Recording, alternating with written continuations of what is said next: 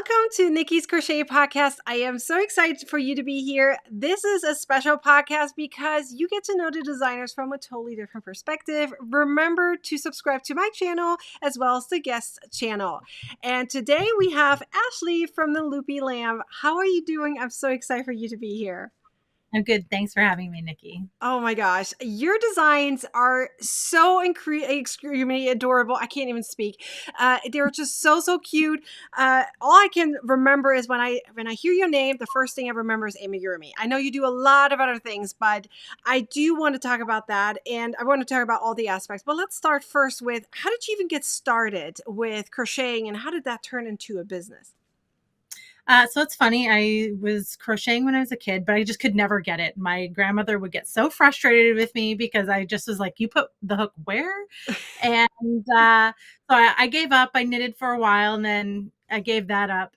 And after my daughter was born, I desperately wanted to learn to do something. I was so bored, which seems mean with a new baby, but you know what I mean. Like I wanted something that was just me. Yes. And I saw somebody on the beach that was crocheting, and they were like, "I don't know how to crochet. Let's take a class together." And I said, "Okay." So we took a Michael's class, and it just clicked. Everything just clicked. All the things that I had read, all the things I had tried. And I was like, "Oh my gosh, it's just this one piece was missing this whole time." That's awesome. So you found this me time moment, and I get it. Don't feel bad that you had to do that with your kid. I get that sometimes we just need something for ourselves in order to provide more energy for those around us. I get it. I get it. But how did that now turn into a business? Because I mean, the love is for everyone there almost immediately. So how did that turn into a business? Did you start making things, selling them, and then it was like, you know what, I can't do this? How did that happen? So I started making things and selling them. My family just kept encouraging me, you need to sell these, and I found I got really bored making the same thing over and over again because I was selling a lot of crochet cactuses. Yeah. And I didn't even really realize I was designing at the time. I was making all my own patterns, and because I just couldn't find what I wanted. And Yeah. next somebody online had said to me, you can like teach people how to do this. I'm like, Yeah. what? And I didn't know blogs were a thing or anything like that. And after some research online, my husband kept saying, "Do it, just do it, just do it." And one of my mottos is, if I'm afraid of it, I'm going to do it. So I took the plunge, and I was terrified. You should have seen me. I was a hot mess that first day. And uh, but it ended up working out for the best. Oh, big time. It sure did. And did you start with amigurumi, or what did you start with first as a designer? What was your first patterns? My first well, technically my first unpublished patterns were amigurumi, because I had young kids and that's what they wanted. They wanted Yeah. toys. But my first published pattern was actually a hat. Oh. I had designed it after seeing the Karen X Pantone yarn had come out, Hmm. and I had seen it before it was actually marketed anywhere. And I was like, "Oh, I'm going to make a hat with that. And this is going to be my first pattern." So I put it out there, sweating bullets, Yeah. and didn't turn back. Oh my God, that is so cool. But your amigurumi, let's talk about them because they're is so adorable. You have dolls, you have normal amigurumi. When I say normal, I'm talking about, worsted yarn, etc. But then you also have these extremely soft, cuddly, faux fur amigurumi. Like, which one, first of all, is your favorite? Like, what style is your favorite? I think the faux fur is my favorite style only because it's so unique, Yes. and I can get some really amazing results with very little effort. Yeah. And that's the thing, people who are afraid to do it and then they finally try it, they're like, "Oh my gosh, it, it looks amazing." And you can be the worst seamstress, like your stitching can Yes. be terrible. You don't have to put the hook in the right place, and it still looks great. So, Yes. I kind of think of it as like lazy designing in a way. Oh my gosh, I can totally imagine that because I've written up a pom pom using faux fur yarn. I'm like, I mean, it's supposed to be this many stitches, but I cannot guarantee that's what I did because I can't see the stitches. I can feel them. I can't see them. So tell me how, I mean, some of them are so intricate though. So are you just hoping that your stitch count is correct? Like, tell us about how do you design these? I mean, seriously. So I mean, I approach them in the same way I do any amigurumi design, and as I'm going through, I make sure that I'm counting my stitches, and then Mhm. I'll go back and I'll count them again to make sure that's exactly what I Yeah, have. So it does take a little bit of making sure, yeah, like going behind yourself and double checking yeah, your counts to make sure that a maker can replicate what you're doing. yeah, But it's absolutely worth it in the end for the little bit of extra time you have to put in to yes. double check the counts. Oh my gosh, I love them. But do you have a tip for a maker when it comes to faux fur yarn, how to handle it? I mean, everyone has a different experience, but what's your biggest tip when it comes to faux fur yarn? So my biggest tip actually doesn't have anything to do with the yarn itself. It has to do with the maker. And I think that if you go into working with faux fur yarn, knowing that you can't see your stitches and having patience with yourself and the process, I think you're going to have a lot more success than going into it with a negative attitude. Yeah. Um, and that because that's a big thing. And it's the in my experience with customer service and helping people make Mhm. these patterns, it's a I can tell right away if somebody's gonna be successful with that pattern or not just based on their attitude. Yes.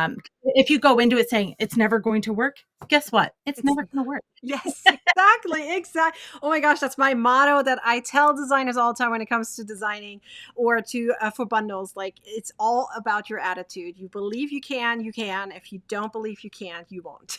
It's literally how it works. I And I agree. don't do anything special. I use the same stitches everybody else does. It's Exactly. just I have a lot of patience, and I believe that I can do this, and Yeah. I can. So Now, when it comes to amigurumi with faux fur yarn, though, I have a quick question personally as a designer.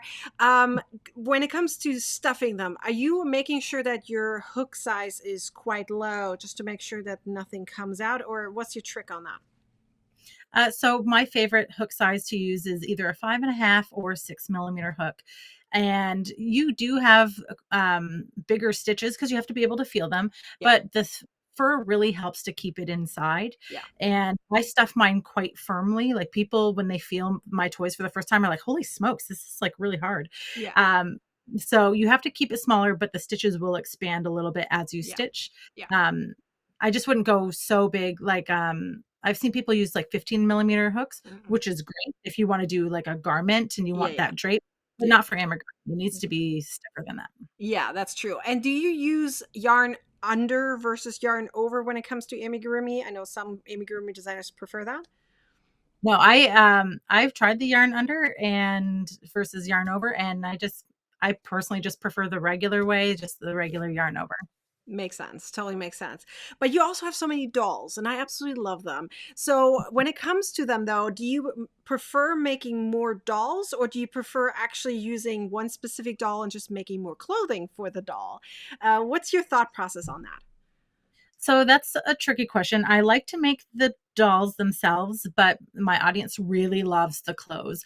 And so I make a lot of clothes for dolls. And it's funny because I thought I wanted to go into actually garment design and making Hmm. garments for people. And then somehow I ended up making all these garments and outfits for dolls. But it does help understand the process of full garments because I Yes. design them as if they're a regular garment for a person. It goes on a doll instead. I love that. But now, question though, considering what you just said, do you make it in different sizes, or do you just write it for your specific doll? I just write it for my specific doll, and some of the patterns that aren't specifically, like, really tailored to the doll's Hmm. body, I'll give tips on how you can adjust it to a different doll, like, a lot of people like the American Girl dolls, Yeah. and, yeah, I'll say, "Okay, well, this is how you can kind of adjust it," but for the most part, they're just designed to fit my dolls. Yeah, I love that. Oh my gosh. But your pictures are incredible. Like you Oh, have such really bright I love bright colors and your pictures are really bright and nice and bold colors. How do you get such beautiful pictures because I know that can help makers too when it comes to them making their own creations and possibly selling them on Etsy or something like that. Like how do you get these amazing pictures with these bright colors? it took a lot of practice. Oh my gosh. My first pictures, I was so stressed out trying to get it perfect, and it was a disaster. So, I think just like anything, it takes a lot of practice and kind of developing your own, style, finding what you like in a picture, and then Yes. just doing it over and over and over again until you get it to the point that you're happy with it. Yeah. I have whole studio set Mhm. up here and that I'm sitting in right now, and that's I use a set series of lighting, and I have a desk that's always set up for photos, so I can Yeah. just sit down and do my flat lays. But before I used a lot of natural light. I had a boards that I took outside, Mhm. and natural light is the best way to get started if you're not prepared to take the plunge into studio lighting and stuff. I agree. I agree. Do you have reflectors so to make sure everything is even? There's not so many harsh shadows, or is everything just set up with studio lights all around? Um, my husband actually turned the whole room into a studio light. Love. So we have special lighting all into the roof here, so that way we don't actually need reflectors. It's so brightly lit in here. We have a couple of accent lights for different Mhm. setups that we do, but for the most part, the whole room is a light and there's very little shadow. Oh my god, I love that. I might almost ask you if you at some point make a reel or something about it because I really want to see this now. Like that's a dream for me. Like I love bright lights and then having them all in the ceiling. Okay, I want to see that. At some point you got to please show us. One light I will tell you, this is kind of funny, you'll love it. So when we were developing our lights, I didn't have the money to buy a studio light. Yeah. So we had this old light at fixture that we were going to throw out. And so we made what we lovingly call garbage light. And it's made out of all the garbage that we had around that day. And it's cut out from cardboard. It Yeah. has tin foil on the inside, and Yeah. the diffuser is a white garbage bag. And it is better than some of the studio lights I've spent like Yeah. $200-300 on. And so I think that again, if you're wanting to do something like this and you want to get started Yeah. with pictures, you don't have to spend a ton of money. You just have to put in a little bit of effort, and you can have great pictures and great products with garbage. Yeah, it's true. Where there's a will, there's power. Totally Yeah. true. I don't even know if that's the right expression, but I think this is the idea. Where there's a will, there's a way. Yes, exactly. But it's the same idea. I always come up with funny ways to say it since I'm German. But let's talk about the other amigurumis. I mean, that seems to be another way for you, how you really get started with amigurumi. Do you feel like you want to do more than just amigurumi when it comes to these types? Like when I say that, I'm talking about not just animals or things, but like trucks or like houses or something. Do you see yourself advance into that? Or do you feel like, no, no, no, I'll stick with my little stuffed toys with stuffed animals. No, I really actually like the structural side, like doing structural crochet. Like I released a pattern for a cat bed before, and I use structural foam, and I like to explore the different shapes that are self-sustaining with a little bit of support. So I really like doing those, and I do see myself doing that in the future. It's just, Mhm. when I can fit it into the schedule. I totally get it. But you also have a lot of other patterns. So let's talk about those because I see I mean you love colors. I can tell. Like Yeah. you go hop over to your website, all you see is colors and I love it. So when it comes to outside amigurumi crochet patterns, you do a lot of like coasters and blankets and things. Is that kind of yours? Do you do it 50-50 or something and where do you see yourself on that other side, the other world? Do you prefer blankets and things? Where's your style going? I'm not sure. I think, and this goes against all the business advice people give you, but I go where the inspiration takes me. Yes. And if I feel inspired to do a color work piece, I'm going to do a color work piece. If I'm going to do a blanket, I'm going to do that too.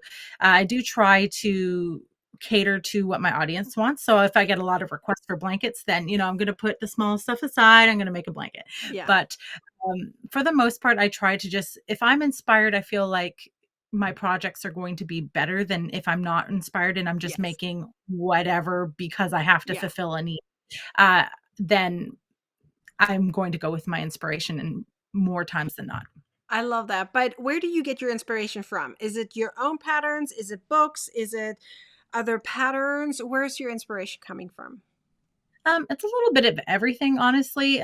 Like I just came back from the Crochet Guild of America Chainlink conference, and I met this woman there. She had designed this gorgeous, gorgeous dress out of thread, and I was like, you know what? I really like the colors in that, and Yeah. I did a sketch for a purse, and it just depends on the Yeah. day where I'm at, but Yeah.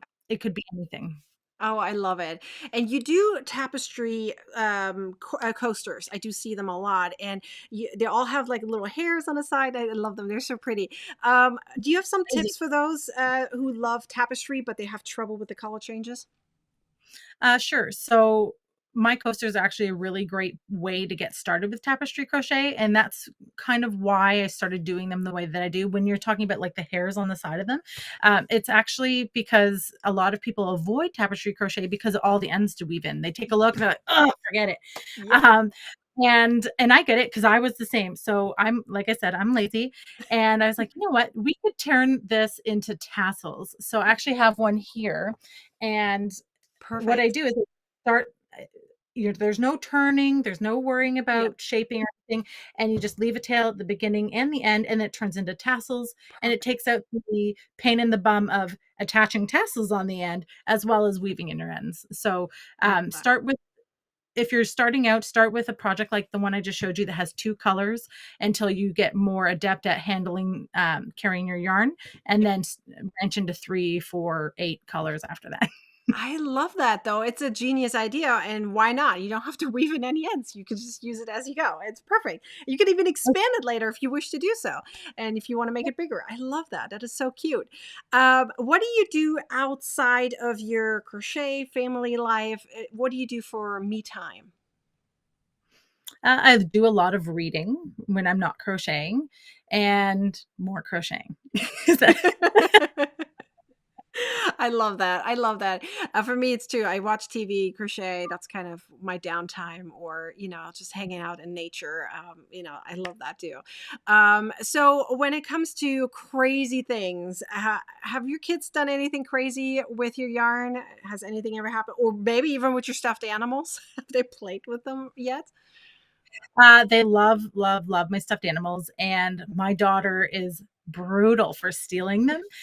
Um, like, especially my dolls. So, I'm doing this crochet along with a series of dolls, and if I'm not watching, she'll come in here and she'll just, like, be playing with one of the dolls, and then I'll turn around and all of a sudden the doll is gone. All of a sudden Abby is gone, and then, she's 'cause, usually she likes to come in here when I'm taking photos, and, Yeah. an outfit will go missing, and then, they're having a tea party in the next room all of a sudden, and it's really hard to keep things secret because I was going to surprise her with this doll in the advent Yeah. calendar at the end of the year. Um, but it's really hard when she keeps, sneaking in here and taking things. You need like a safe or something, that's hidden behind. It's like, okay, this is not for you. That's hilarious. I'll make a project and she's like, "Who gets that? Is it mine? Can I have it?" And I'm like, "I'm weaving in the ends. Can you please just walk away when the pictures are done, you can have it." And she's like, "But I want it now." Has she ever inspired you to do a certain doll a certain way? Like, hey, I want this type of hair or I want this type of clothing. Has there ever been a doll that she literally designed by telling you this is what I want? Yeah, so my Dolly Molly, my first doll I ever designed, she pretty much inspired the whole doll. She wanted a doll by that she could take the clothes on and off, and so that's why I decided to do the removable clothing, and because she had all these ideas. She wanted it to be a mermaid, and she wanted it to have a nightgown that matches her nightgown, and so my first couple of patterns for that doll are all patterns that my daughter essentially asked me for specifically, and then I designed for her. Oh, I love that. That is so cute. That is adorable. I mean, that is something, on record, online forever. And then of course she will carry that on forever too. I mean, that's amazing. I love that. That's so amazing. So do you have ever hidden something like a mistake? I've done that a few times, like hidden, like, oh, I added an extra stitch here or I missed a stitch here. Have you ever hidden that from an original when you made something and then the photo kind of hid it somehow? I have this blanket. This is totally like nobody knows this. I designed this blanket, my very first crochet corner to corner blanket. I loved it so much, but it had so many ends to weave in. I took the photos and it looks like hair on the back, all the ends that need to be woven in. I did that blanket 2 years ago and I have still not woven any of those in. Yeah. I can see it over in the corner of my studio just laughing at me like, "You're never going to do it." And I keep saying I'm going to, but I mean, we all know what's really going to happen. Yeah, exactly. It's just that's how my bags and hats and things look like, like or even the pom-pom, I don't want to weave in the end. And it's like tied up, I might need to take off the pom-pom. As a designer, we want to reuse things. We don't want to buy more pom-poms. It's like, especially if I don't use it myself.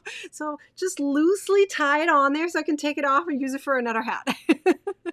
Oh, what my husband gave me so much trouble a little while ago because we went up north and it was a little cool at night. So he went to put this hat on I'd made for him. And he puts it on. He goes, "Girl, there's all this yarn in here. What's going on?" I'm like, "Oops, forgot to weave those in."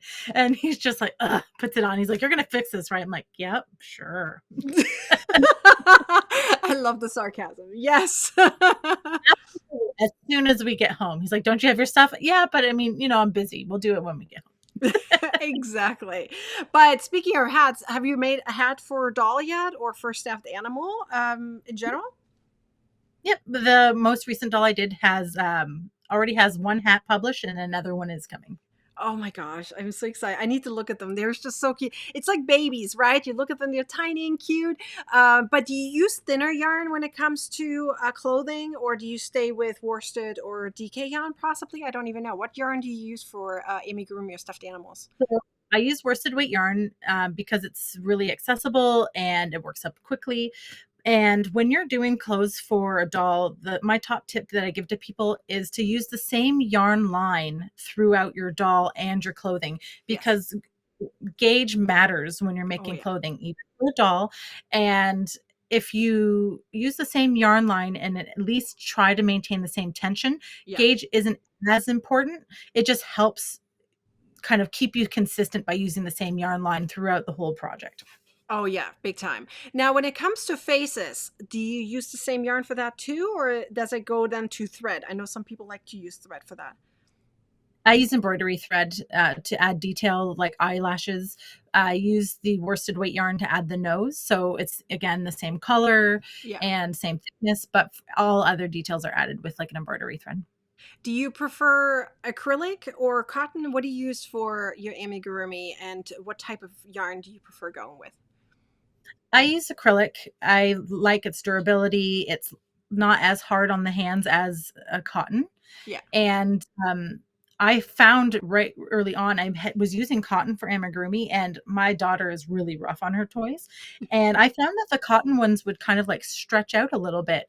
And I Yeah. don't know if it was the cotton yarn I was using, but they didn't look great after a couple of weeks, whereas Mhm. the acrylic one was a little bit more durable. So I've stuck with acrylic since then.